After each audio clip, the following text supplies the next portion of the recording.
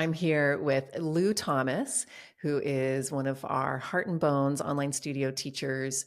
Lou is a fabulous, wonderful, amazing, who teaches from this place of accessibility, intentionality, focuses on LGBTQ plus folks and teaching, and really teaches from this place of looking not just at the individual, but the systems that we are all in. And that's going to be leading us into this whole conversation about radical rest.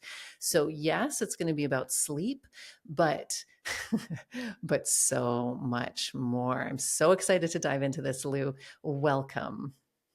Hello. Oh, it's so nice to have people kind of uh reflect back what they think you do and get it right, be like, thank you. That was nice to hear. Thanks, Brie. No, but Lou is a star and just has a real way with framing, again, kind of our yoga in action, our yoga in life, which is that sense of the micro to the macro, right? Getting that sense of like, we are this body, we are this mind, but we are also this culture, we are this community, we are this world, and it shows up in how we are and who we are.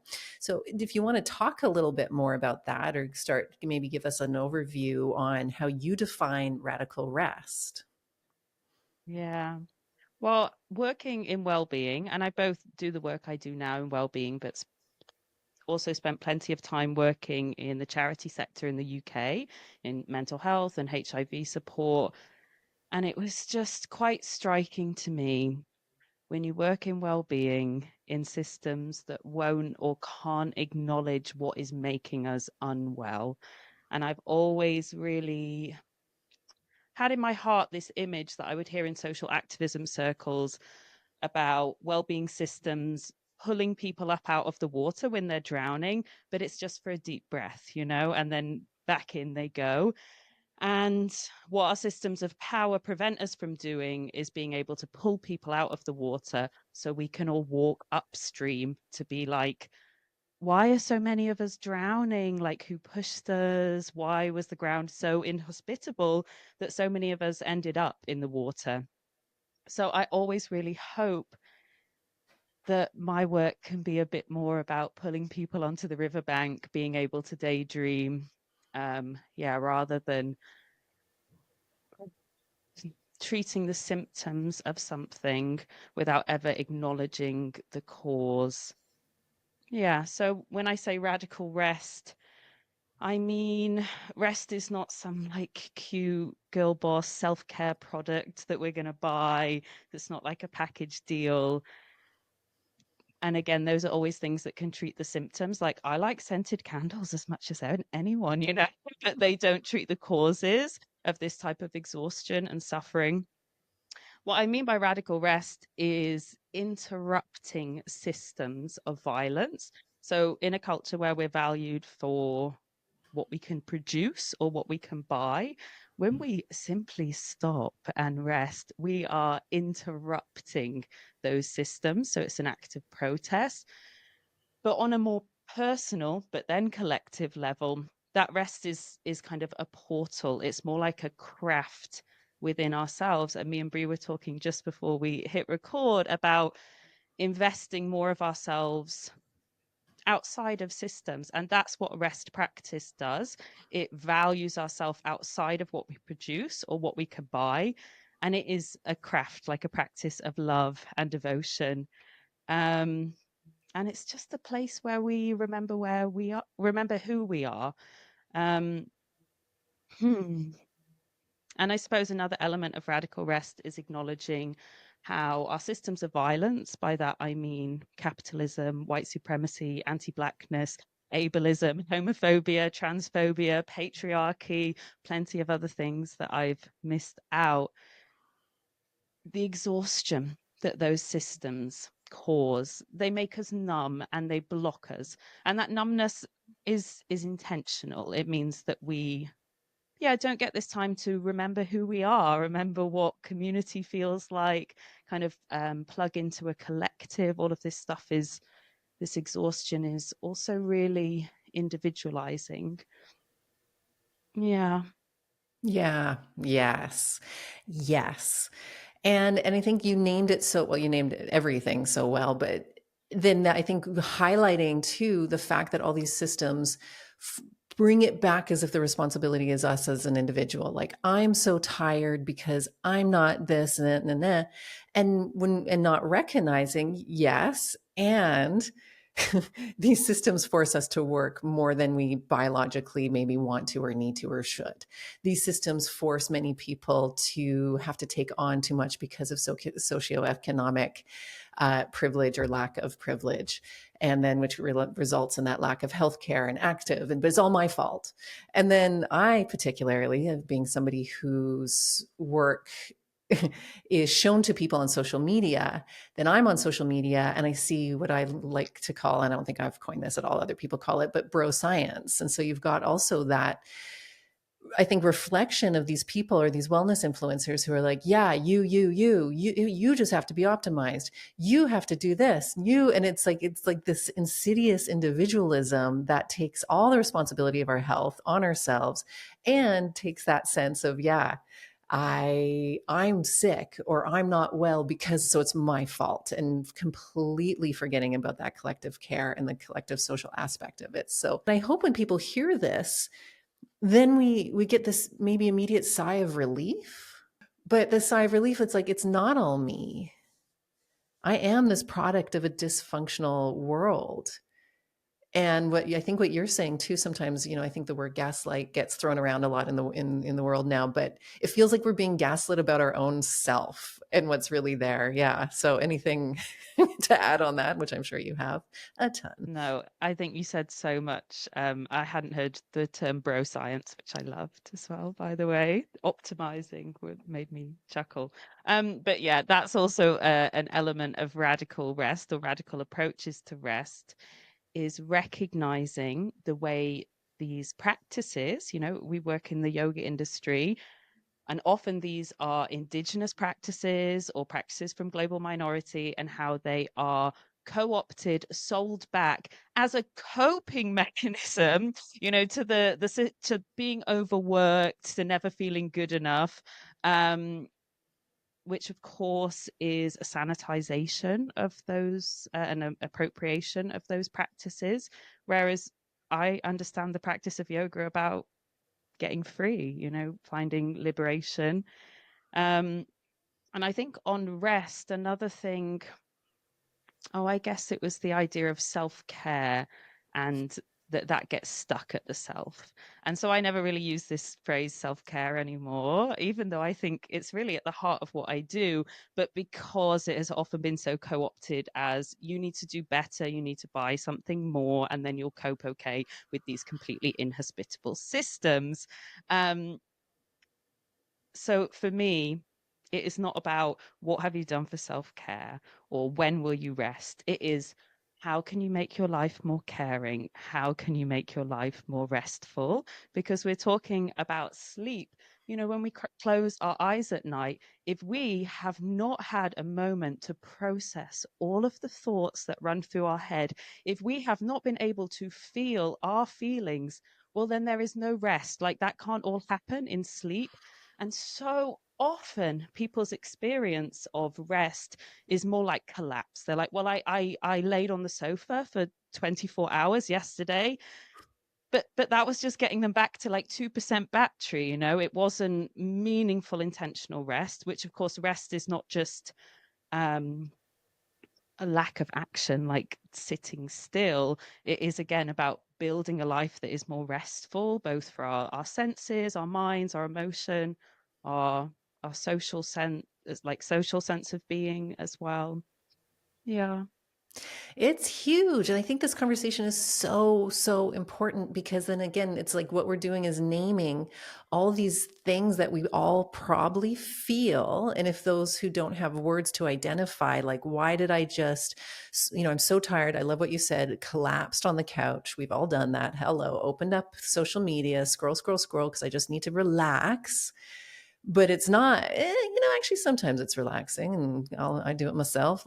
Just the other day I was on TikTok and laughing my little ass off on silly videos, and like I was like, that is relaxing and good.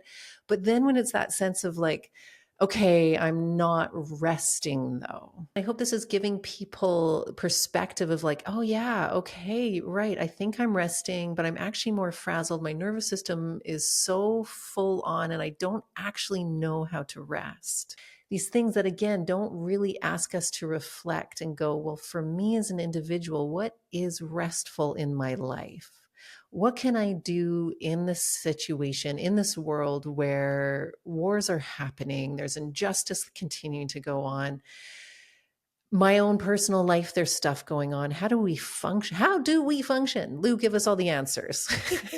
No, No pressure. it was making me think of my own experience, which of course Yes. is all I can really um, talk from, because that's where yoga comes in. Yoga taught me so much about rest. It taught me care for my body, and particularly thinking of the practices of restorative yoga and yoga nidra. Well, it's not taught me how to rest, is it? It's reminded me how to rest. Like this is in all of us, even if it is totally dormant, almost forgotten, like your cells, this body knows how to rest. So that yoga gave me the practice of being able to rest, what it felt to rest, being able to support my body, being able to recognize my needs and do that process of inner listening. But really, the radical part came. I think of yoga as a very radical, liberation focused practice. But a lot of what I have learned about the radical approaches come from queer studies, they come from Black feminism, and they come from disability justice. And all of those kind of fields and different writers taught me that rest is a refusal, it is an interruption of now as much or more than ever, we're seeing how just the things that we thought were normal functioning of the culture we lived in, how complicit they are in systems of mass violence. So when we stop and rest, we remember who we are outside of those systems. And the image that I always have with me in sharing radical rest practices is from Tricia Hersey's book, Rest is Resistance, which I'm sure many people listening will have read. When that book came out, I had all these ideas percolating around this personal rest practice. When I read that book, I was like, thank you. I can see the path now.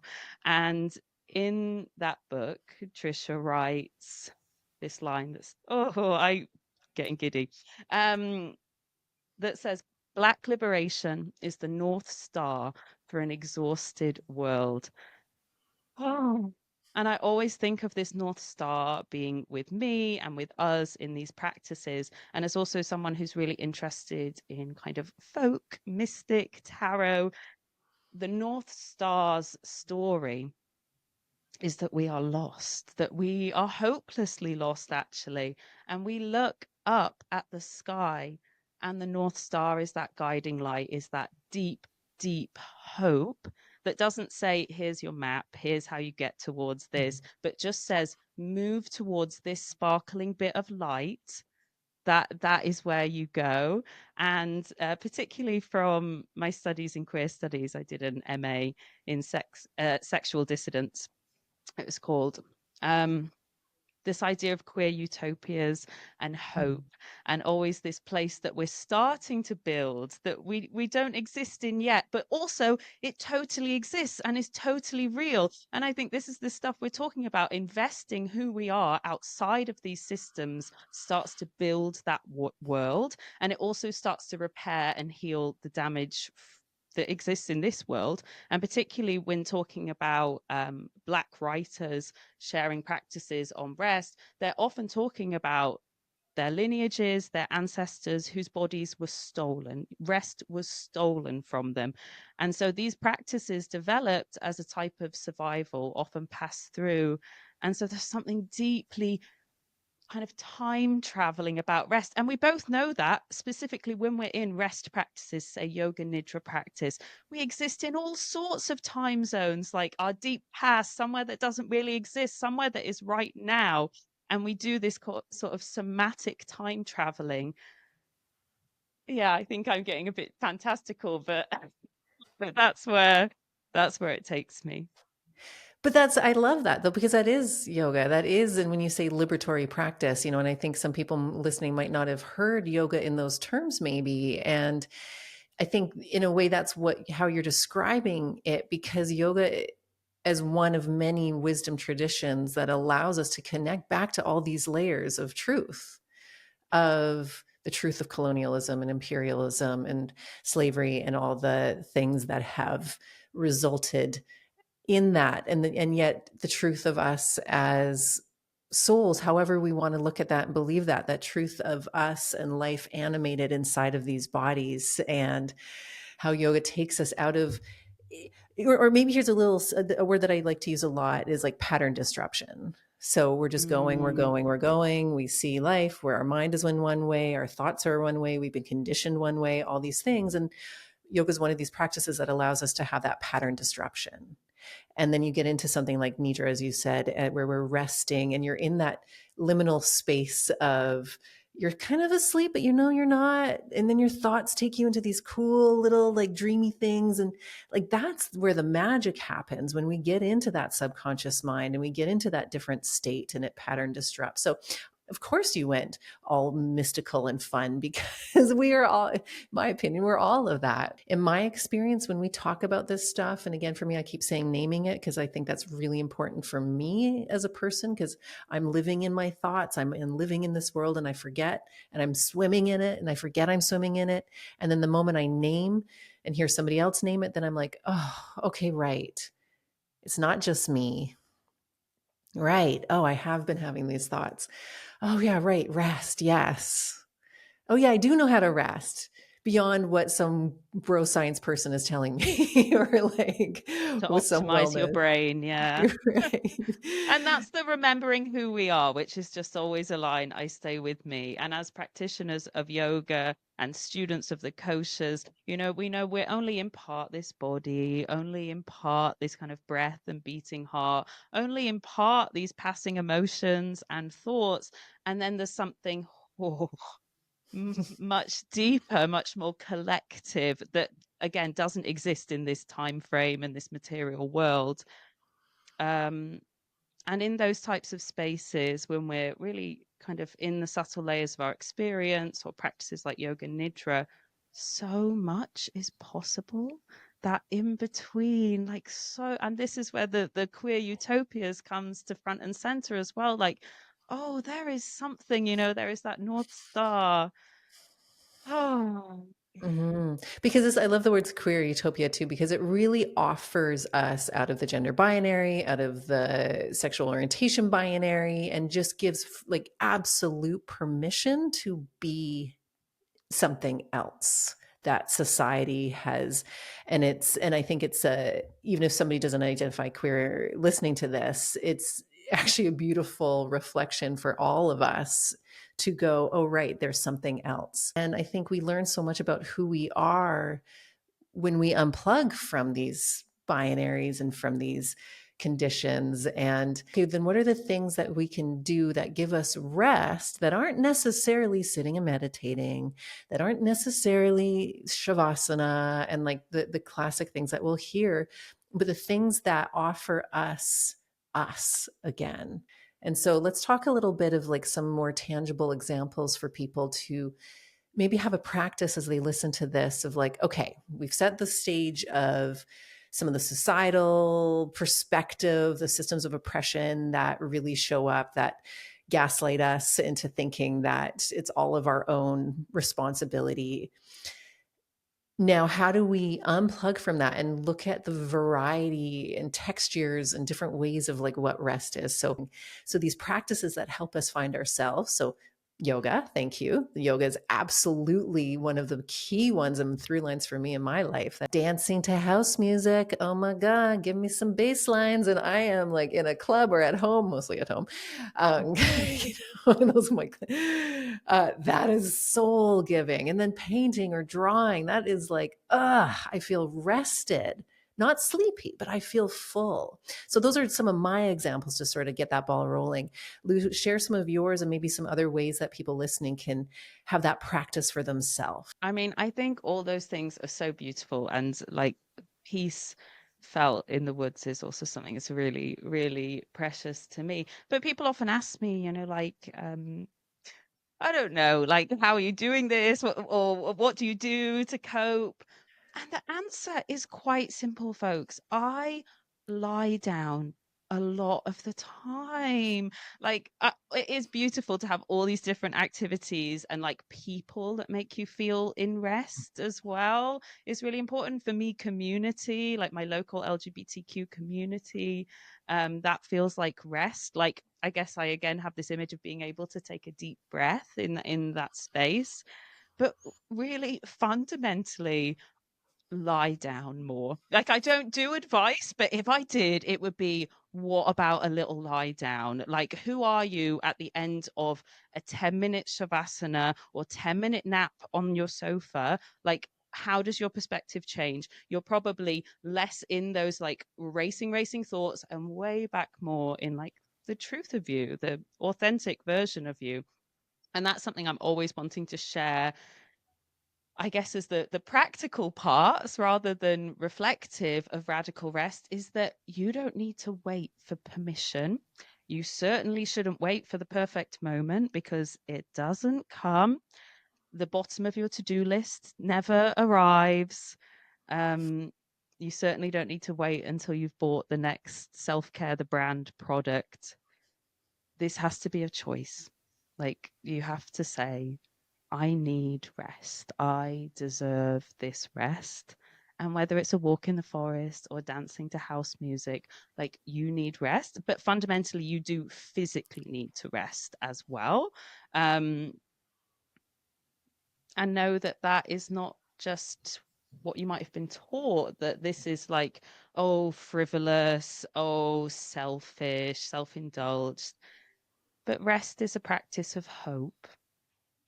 Rest is a practice of care, and that care does not just stop at the boundaries of your body. Okay, that care is what you can, that is a resource that you can carry out with you into this world. And fundamentally, I believe that lying down is a route towards liberation. Hmm. Yes, yes, yes, yes, yes, yes. I hope we are all clapping as we listen to this because I want to be doing like, yes, a round of applause, standing ovation.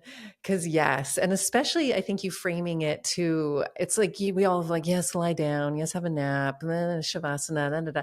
But I think the way that you just framed it of who are you at the end of that rest, immediately my mind is like, ah, valid. Okay, right. Yeah, right. Rest. It's not that it takes me out of the shoulds. It takes me out of that, like, oh, add the rest to my to-do list. And now it's like, oh yeah, because I'm doing this because I know it helps. Who am I at the end of that?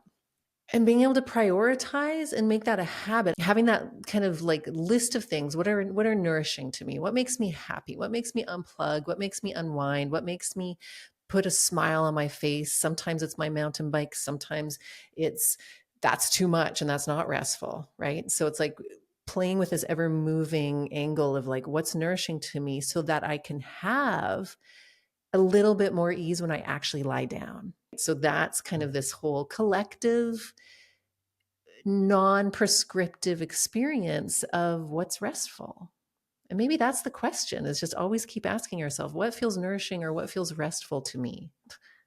No, I think that's heart and center of this, because you're right. There's a binary thinking that's like, oh, I already had to do yoga, but now I have to do explicitly quite restful things as well. Okay, that's another thing on my to-do list. I'm going to punish myself when I don't meet all of these demands, and actually just be like, how can I inject rest and ease into everything? And by the way, that means some things will be surrendered. Some things will never be done. Some aspects of who you've been striving to be, they might not become in the same timeline or ever. Um, because I think also some of this wisdom comes from being a person who is multiple disabled and neurodivergent, that often disabled and sick folks don't get as much choice about whether they can add rest to their to-do list. It's just part of the survival of being able to cope. And one of my great heroes and great inspirations for this work is Audre Lorde. She's a Aquarian like me, a dreamer. But there's this quote that I sometimes use, but I often see it bandied around without context, and that makes me angry. And you've probably heard it before. The quote is, caring for myself is not an act of self indulgence, but it is self preservation. And that is an act of political warfare or something similar. But the context in which she wrote that was in her memoirs.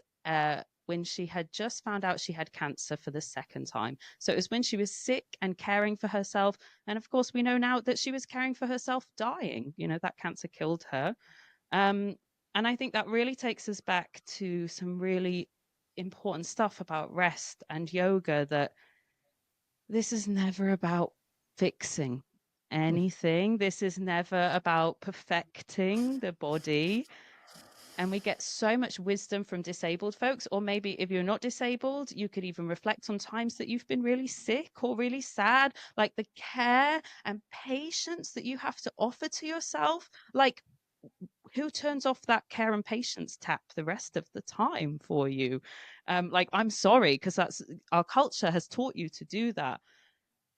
And I have, so many friends in the disabled community, and so many of my students as well, because I'm teaching accessible, gentle, restorative yoga. They're already radical resters. Okay, they don't need this podcast. They've already lived it and learned it. And something to that speaks to also living outside a system. Like, if you're disabled, too sick to work, you're not part of capitalism's churning like machine. You have to exist outside of that system. And of course, we know, like with queerness, with lots of things, that sometimes existing out of the system is really freeing. You don't have the same weight of expectations. But I think an important part of this rest practice to me is a reminder, and especially when centering the experiences of disabled folks, is that illness, aging, and death, they're not maybes. Okay, they're just whens, or like how often. I mean, death, of course, just the once. But it's this reminder that the body is something that we should care for, but it's also impermanent. Yes. Yeah. Yes. So I'm encouraged. So I'm watching my body as you talk about all these different things. And and there's I think this is just like there's some moments where you're saying something and I'm like, okay. And I like that just gave you so I like you're listening. So I just had a sort of like my shoulders dropped, my belly softened, and this sort of like Hmm. instinctive natural happened. And I invite anybody who's listening, like, had this happened at all for you during this call, when these sort of truths are being named, or these permissions of this like, yeah, yeah, yeah, kind of feeling is like, and then if it gives you this physiological, listen to that, follow that. I think that's like, our physical innate wisdom saying, yeah, yeah, yeah, rest. Oh, right. Rest isn't just another thing, as you said, on the to-do list. And if I don't do it now, there's the pressure and stress, and God damn it, I'm a terrible person. How did I not? I think moving forward as we wrap this up, though, my goodness, it's like so much goodness. This could be 5 more hours. Um, like, can we hear things when we read books, when we sort of open up, or we ask ourselves these curious questions of like, well, what is restful to me? Does it give me that like feeling? Or does doing a shavasana right now, because I think I should, does the thought of it actually stress me out a little bit more? Okay, cool. Well, then if it's not shavasana, what else would feel restful to me? And I think these questions and curiosity of what feels restful, how does my body respond when I think of these different things, is like a nice little thread that we can follow. Because yoga is not comfortable. It's not designed to be this like magical, like, I'm doing yoga, everything's great, eternal happiness, or like, I'm just going to feel good and do yoga, when really yoga isn't designed to make us feel good. Yoga is designed to have us see ourselves, feel ourselves, and like that, and become more fine tuned. Mhm. I think I like that. And so I think if that helps people when you're moving forward into your day, and if any of this is resonating with you and you want to explore this sense of radical rest, fine tuning the subtleties of your own innate wisdom and learning from wisdom. Lou, you've already given people a ridiculous amount of ah and joy and yeah, and even and recommendations from other teachers and other people, right, who have come before us. And it's great. I love it. I just love it. It just leaves me feeling very like in this No, just conversation really about hearing what you said, Brie. Something I often say at the beginning of radical rest workshops or different classes I run is I say, this will be a very physically gentle practice, but that doesn't mean easy. And you also talked about kind of experiments with rest, and that's something I'm always at you were thinking, you seem to describe like a thought experiment. What would feel restful? But if rest, like as distinct from collapse, tiredness, and fatigue, is so alien to your experience, then you need to do lots of taste testing. Okay. You need to do a lot of experiments to work out what's right for you. Because, like Bree said before, of course, I spend time TV on, sofa, solely staring at my phone. And yeah, it works as some type of regulation tool at points, but it's not the same as rest. um because of course another thing I say when I say, oh, this is a gentle practice but it's not easy, is that exhaustion is something that is both forced on us by these systems that we live under, but that exhaustion makes us numb, and we often use that exhaustion and numbness to keep us from ourselves. And this was the kind of image of going to bed at night, you close your eyes, every emotion that you've never felt, every thought that you've never processed runs through your head. It's like you might have a big backlog, but it's time to rest. yeah, and thank you. And I think it really is this reframing of these words that we bandy about, right? Like rest, sleep, relaxation, exhaustion. Yeah, we all know exhaustion, but yeah, it's exhaustion in a lot of different ways. But this gives hope and this gives excitement. And I love, yeah, the taste test. Take time to really see and be. I always use the term Goldilocks. And I know if you're familiar with the story of Goldilocks, like be like, is this just right? Maybe it is. You have to try things that aren't just right to find just right. So Goldilocks your rest. Yeah, and it's through the practice of yoga that we develop that type of sensitivity and discernment. In fact, in restorative yoga classes, I often talk about folding the blankets neatly. I say we're going to be as sensitive as the princess and the pea. Um, so we already have Fully. those fables and images about getting comfy, but we don't usually have them as felt experiences. Yeah, because even some of those fables have gotten twisted around of like the princess. Well, I'm being a princess if I'm being that picky. And look, but that's because I call it, that's funny. I'm, of course, surprised, no surprise that we teach very similar because I call it like decadent rest, where it's like you actually don't settle for okay. When you're setting up your props, when you're setting, like use all the props and do not settle for like, yeah, this is all right. Settle for that, like, no, no, no, no. What does five pillows feel like? What is so be princessy or princey or whatever, like be that like high maintenance perfectionist. I often say this is like your inner perfectionist who just wants it to be wonderful, has full reign. Okay, so let's leave it there. Let's not talk anymore, right? Let's invite everybody to now move on through your day and explore radical rest, wrap radical rest into your heart and your mind. And you have permission to do this, everyone, to be all of you in all the ways and to discover more of you outside of these systems, as Lou has so wonderfully shared. And yeah, so if you want more Lou, of course, if you live in the Brighton area in the UK, you can go to their classes, workshops, lots of great LGBTQ plus retreats that Lou shares on social that I get very jealous and wish I could just fly across the ocean and join. Uh, but if You're you are welcome close by, anytime. sign me up. I know. So if you are close by, go to those. And we'll have all of links to Lou's socials where you can find them. But of course, best of all, you can find Lou because we have our global audience here. And if nobody is in the UK listening, you can come to Heart and Bones online. And Lou has radical rest classes. So if you're listening and hearing and going, oh my God, I love Lou so much, because, right? Because Lou's amazing.